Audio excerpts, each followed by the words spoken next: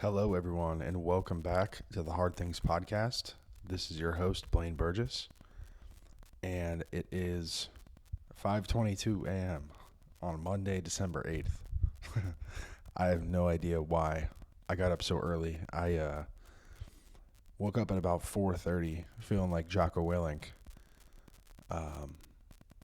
and just couldn't go back to bed, and also wasn't tired. Part of it probably there's a lot of good reasons why, and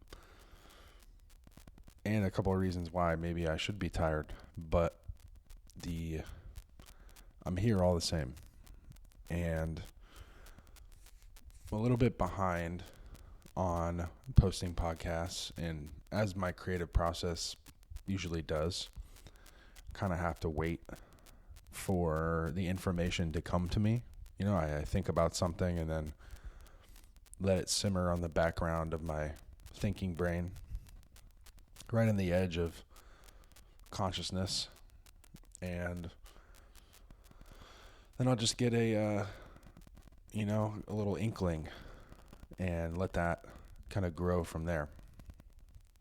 So when it comes to chapter 3, this one's going to be called The Arbiter. And the Arbiter, you might know in law and business, or, it's just human dealings, there is, quote unquote arbitration, therapy, like couples therapy could be considered arbitration, just a third party that comes in and makes a decision. And I think it's a really interesting concept. But the Arbiter, for me, growing up, there's a video game called Halo. And there's this, it's a really interesting way of telling a story, because in Halo, you're the humans. The humans have gone into space. They have these space colonies. And then basically this alien, they call it the Covenant. This Covenant, a group of 5 or 6 alien races kind of got together, made a religion, and they happened to stumble across the humans, and then there's kind of a war. And so, of course, at the center of this war, the alien, weapons are like plasma, so they can just basically turn any planet into a sheet of glass. And not only that, they also worship these like ring weapons that can eradicate, biological, like organic matter. And that's because there's this old kind of race of infecting, parasites that can inhabit bodies of, aliens, humans, like everyone alike. So it's kind of like this third party, right? And it's a really interesting story in that way, because there's humans as we think of them. There's aliens, which are a lot of times physically superior, but maybe, you can see mentally they have this religion that's trying to get them to activate these rings that will kill everyone. Like this, all organic matter just disintegrates. And then you have this unthinking, parasitic, like alien race that can essentially devour, so you have like multiple destructive forces, and you see like, humanity, how destructive humanity can be.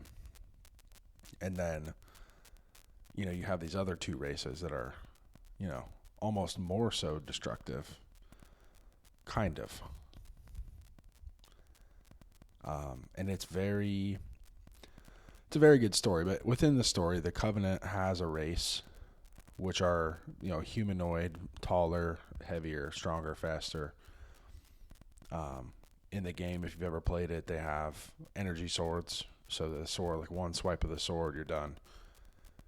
Pretty tough. But they kind of look like predators too. Their face kind of opens up. It's like this big maw. But in Halo 2, there's a story about a character, the guy that gets beat by the main character, Master Chief. in the first game. They go to a Halo ring. Halo ring is basically like earth, grass, and stuff, but it's a giant ring. So there's basically like grass on the surface, on the outside, inside, whatever, and you can just like play through this world over and over. But then underneath, there's this kind of ancient technology that runs this ring, and you can activate the weapon so that it knocks out all biological matter in the universe. And these like ancient people made this because it's better to kill everything than let the parasites kind of reign. So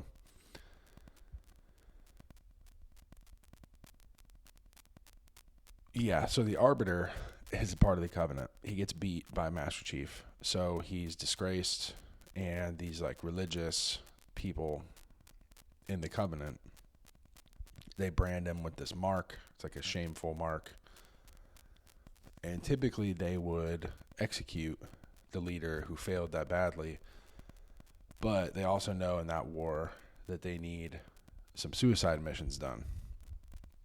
So instead of just killing him on the spot, they said, all right, let's let you be useful, and you can, continue on.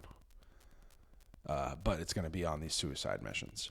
So eventually what the guy ends up doing is joining Master Chief and liberating his alien people from the Covenant. They were basically replaced by these giant, like bigger, like bear-like race, and so they're fighting against the prophets of the Covenant and the bear guys. So I'm trying to describe this in a way that anyone can understand. So the really interesting thing is he gets this mark, and then so the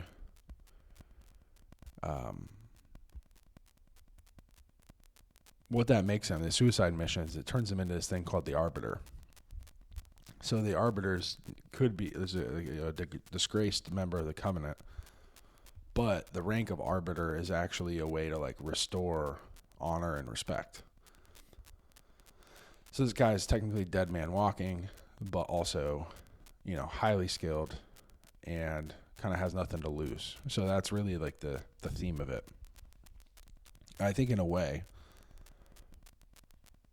depending on how you look at life,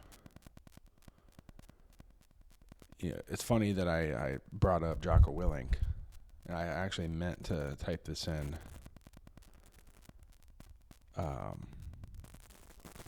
before, but he says something on one of his podcasts.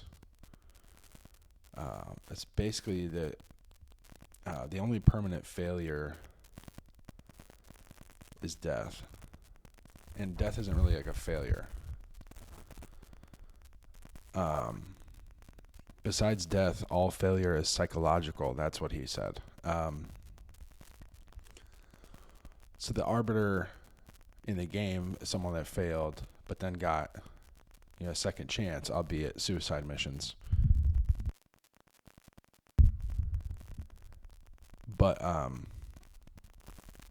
if you're still alive, you still have a chance. And it brings me back to this AI on Google just told me, similar to Winston Churchill's quote, success is not final, failure is not fatal. It's the courage to continue that counts. And I think it's really important. So much so that I have been reading a little bit of philosophy, a little bit of Nietzsche, and this concept that I have in my brain drives me directly to the will to power. So I have personally struggled with this for a long time because I was born with an intellect and like a physical prowess, and like I have a lot of like gifts that I was given, and I think it's really easy to fall into a version of will to power that takes from others. I could use my intellect and my physical prowess to cause pain to people. And I also have always had this strange sense that I could use it for good also.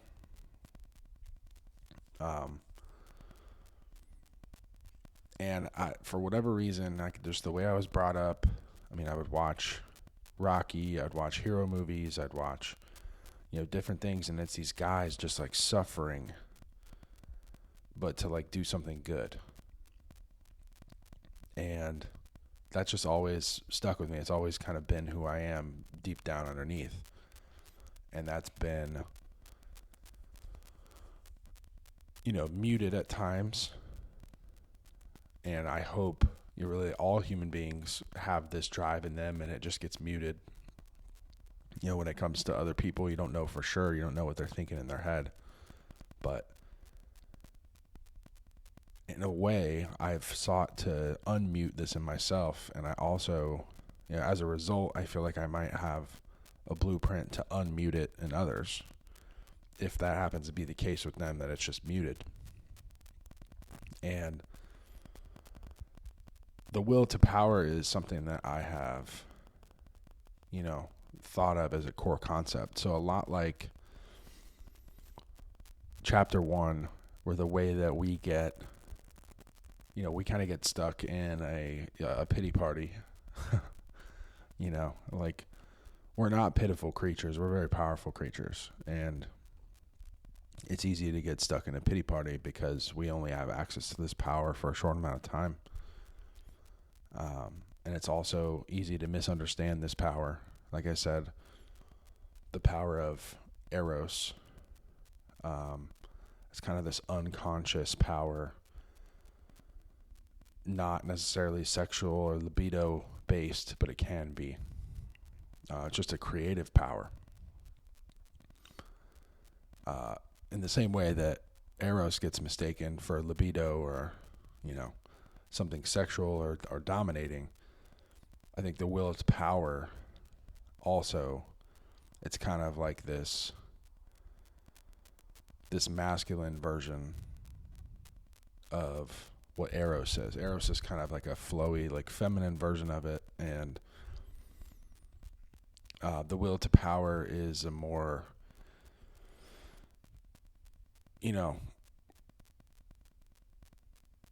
I think a way to power through difficulties in life.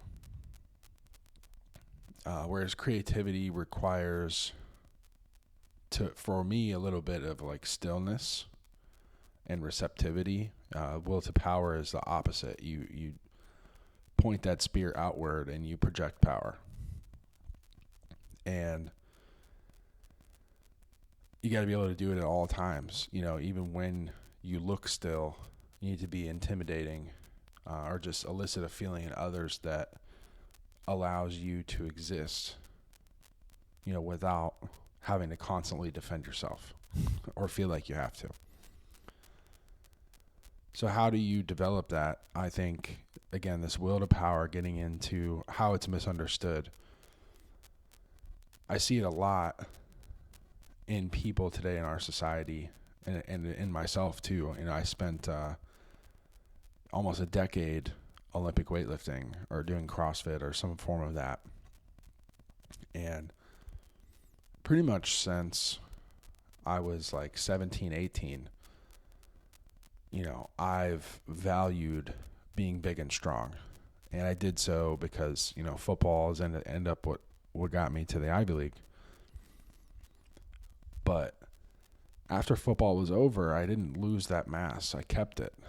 I realized like football was something I was doing, but this mass that I was holding on to is something I was choosing, and maybe not even consciously. I think in a way our body organizes itself based on,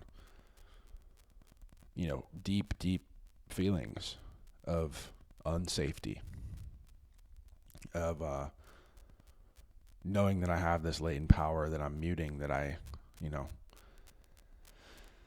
either afraid to or unable to express. And that's a way of projecting power without having to actually, it's like hiding in plain sight almost. And even for me, I've always kind of been chubby, like being overweight. Like being overweight definitely allows people to underestimate you. You can kind of go under the radar. Like people just kind of look at you and write you off. And I'll tell you, as weird as it is, guys on my football team in college would always ask like how I would get good-looking women. And I think there's just some women that had a sense of what was underneath, even though I was like chubby, I still, was this guy underneath. So they may not be seeing it with their eyeballs, but they could, see it in other ways.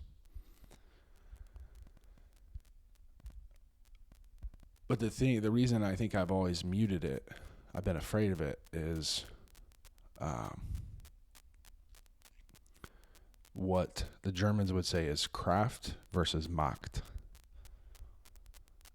And Nietzsche made a distinction between this. So Kraft is like force or strength, whereas Macht is power or might. And you can tell in the German translation it says Will zur Macht.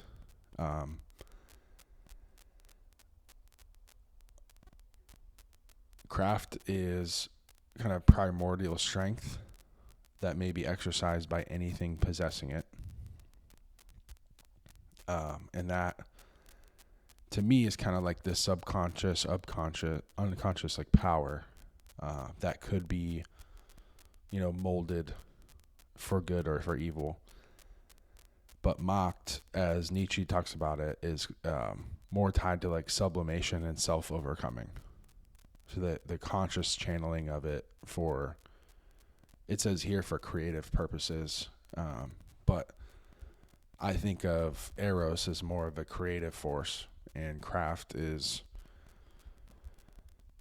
more of the power projection. So like in the world, like expressing that Eros in the world,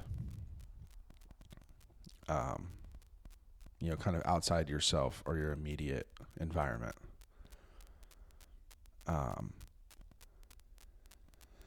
And some people also just think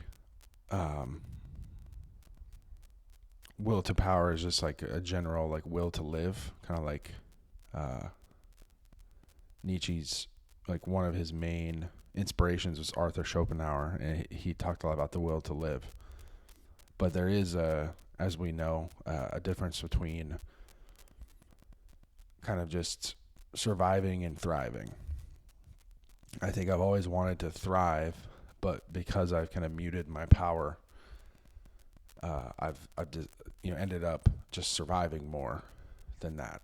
And I think kind of being overwhelmed with the world, overwhelmed with life, and the way it exists, overwhelmed with reality, not quite understanding it, is a way to think that Kraft versus Macht, like force, it's not about force. It's not about domination. It's not about control. And that feels really easy and safe. Like you think if I just, if I go first and control the environment, then, I'm going to feel safe. But what's funny is like, it's just never enough. Like you're never going to feel safe. Ever. And I think a lot of human beings right now are trying to build. And it serves a purpose. But at the end of the day, it breaks down at some point. And it shatters your concept of reality. And if your psyche isn't strong enough, you won't make it through. Like something really, really bad is going to happen. I mean, you could have a mental breakdown. You could, end up dying, suicide or otherwise. And I think that's a lot of what's happening to people. And it's all just happening in their brain. Whereas, as you can tell, like Nietzsche's Macht is sublimation, self-overcoming, willing to become stronger, and willing growth. You can never be 100% safe, but you can build yourself to become as safe as you possibly can. And I think also on top of that, I'll talk about in a couple of future episodes, there's an element of faith too, of knowing that if you exercise your power for the best possible reasons, that the world needs that. And it's not going to be forever, but you can maximize your time here and also make the most of it if you basically accept this power that I'm talking about. Try to put a little harness on it, a little focus on it, and realize, until you are dead, no failure is final. And I brought up the Arbiter earlier to bring it back around to the end, because the Arbiter ends up realigning with Master Chief and the humans and fighting the Covenant, and which ultimately is the right thing, because the Covenant is going to misuse the Halo rings to kill all sentient life before the like kind of hostile parasitic aliens actually take over. Like that's like a last ditch, hey, we're gonna burn this down. And there's still ways you can fight the flood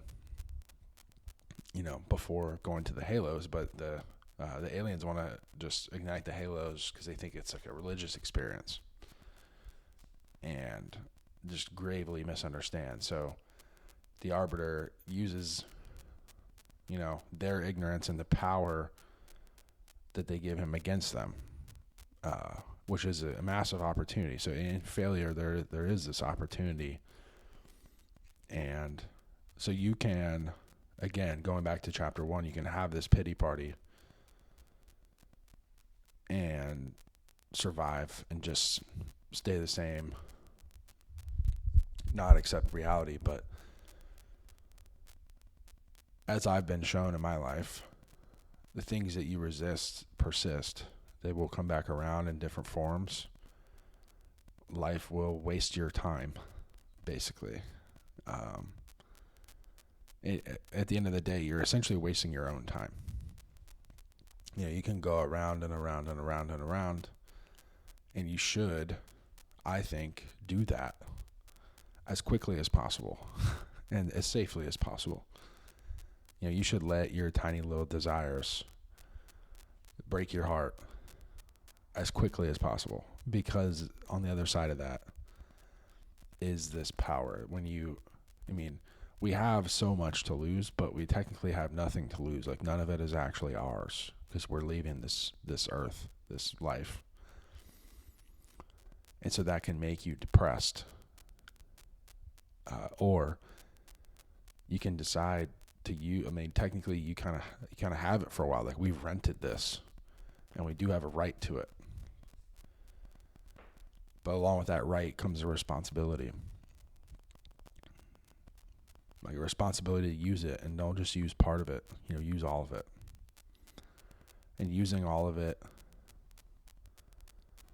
is so scary that other people who aren't using all of it are going to see you using all of it and get upset and take it out on you. Like, I've said a lot recently to friends and people that I'm around. I was like, yo, don't shoot the messenger. And I try to,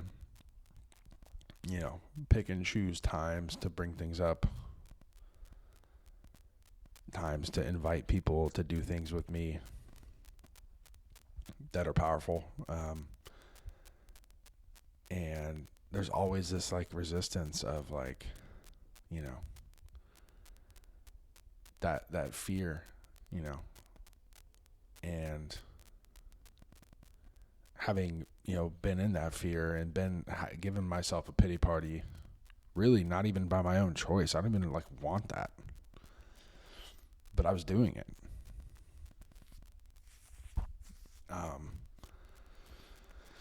It's like, it's funny, you're like stuck between this place where, you know that you're powerful and you want to use it, and just being too afraid to use it, to the point where you get upset. And yeah, I think the only reason that I've overcome it is I've just realized, you know, what not using your power gets you. You know, you're ruled by kind of the someone else's force or strength. Like, you're able to be controlled by others who are trying to do it and failing. And the only way, I think, to wake up is through pain of others kind of doing that to you. You realize, like, all right, if I don't make myself strong, you know, I'm going to be ruled by these other weaker people they're just trying to figure it out like me, but their expression is coming out wrong. It's like the Covenant, trying to use the Halo rings before they need to.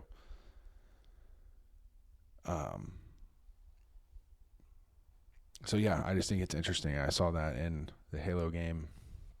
Played hours of Halo, thinking that it's kind of a waste of time, but it taught me two things. One, that story, and two, the main character, Master Chief, is just the ultimate representative of will to power. This guy is as strong as can possibly be, the best of the human race. When it comes time to sacrifice or do the hard thing, guy didn't hesitate. And in a way, you know, it makes that message, which is hard to swallow, it makes it cool. You know, you think about the character of Master Chief and you kind of think about that in your own life. You know, you're like, all right, well, when time comes, like when it's time for me to run into that burning building as a firefighter, you know, I think I would. And, you know, I mentioned at the beginning of this podcast, there's a lot of reasons why I might be fired up. And one of them is that the president of my club at school, he found a doctor giving away 2 free tables that are like $4,000 each, adjusting tables for chiropractic, like one that I could use every day in my practice. And he secured them. Not only that, he had a truck and a trailer to go pick them up in Waco, Texas. And I'm staring at the table right now as I speak. It's sitting right here in my apartment, ready to rock. And he and I were talking about a lot in the truck. We were, you know, driving down, had a big, long conversation about our future careers and philosophy and a lot of different things. And, you know, I've always, you know, he kind of picked me out of a lineup of people as somebody to like pour into in the club, like someone, you know, someone that could be a leader with him. And I've always known that I'm someone that would run into that burning building when called upon. And, you know, I think he was too. And you get 2 of us together, and that, in a way, you know, our collective will to power, it's not 1 + 1 = 2. I mean, it's some factor of that. You know, 2 guys being able to work together kind of makes each other better. And so as hard as it is for me to stay in my power, you know, then you got this other person trying to stay in their power. By some miracle, if both people can stay in it and work together for a long period of time, I think that's where the magic of life happens.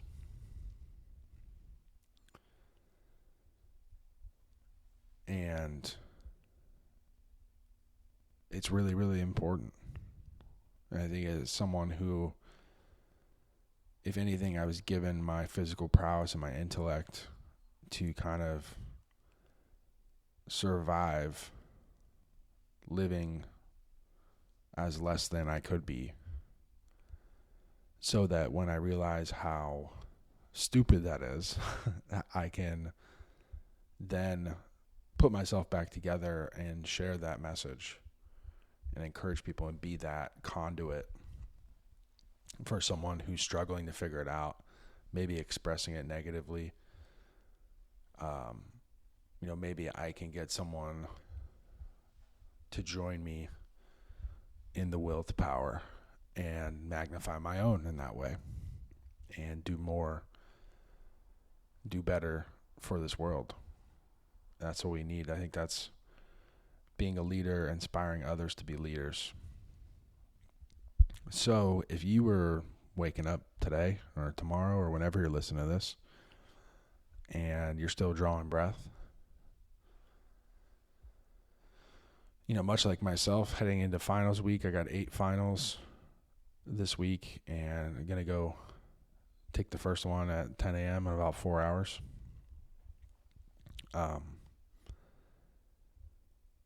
You got a chance. The points, it's funny, we're saying about how, like, you go to school, you can look at it as you start with a 0 and earn the points, or you start with the points and you lose them.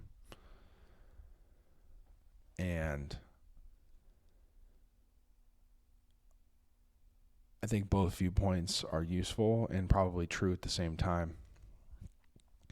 But if you are able to maintain a grateful outlook and you think of it as being already yours, that's kind of the approach I've taken to this trimester, and it's been the best one yet. I said these points are mine, and somebody's going to have to take them from me. And they've taken some from me, for sure.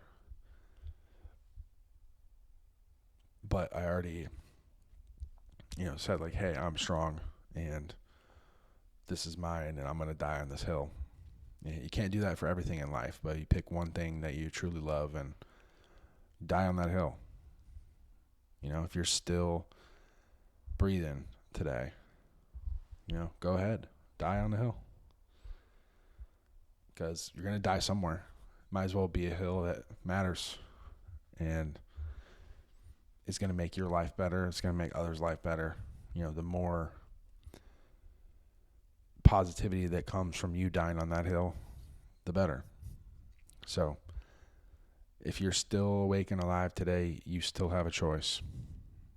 And I beg you to use it. So until next time,